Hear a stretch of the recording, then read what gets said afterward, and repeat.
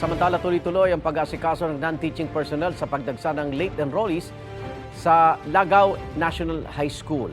Live mula sa General Santos City, may unang balita si Efren Mamak ng GMA Regional TV. Efren.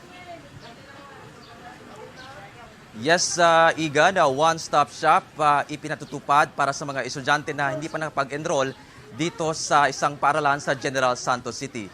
Dito sa Lagaw National High School sa Barangay San Isidro, General Santos City, may nakahanda na isang area para tanggapin ang mga late enrollees para sa unang araw.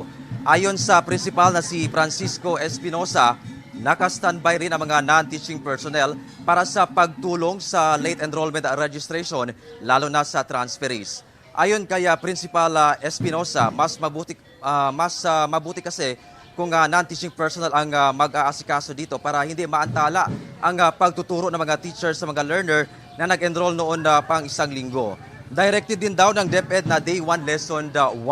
Sa ngayon, tinatayang nasa mahigit 3,000 pa lang ang nakapag-enroll. Mas mababa yan kumpara sa nakaraang taon na nasa mahigit 4,000 ang enrolled students.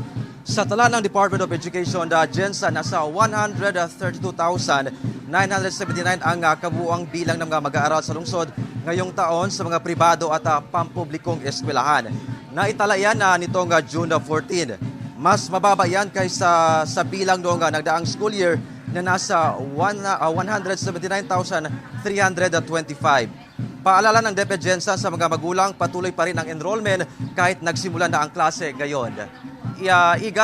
Patuloy pa rin ang pagdagsa ng mga estudyante dito mismo sa paaralan.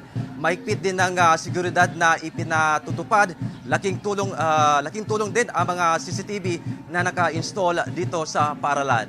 Igan. Maraming salamat, Efren Mamak ng GMA Regional TV.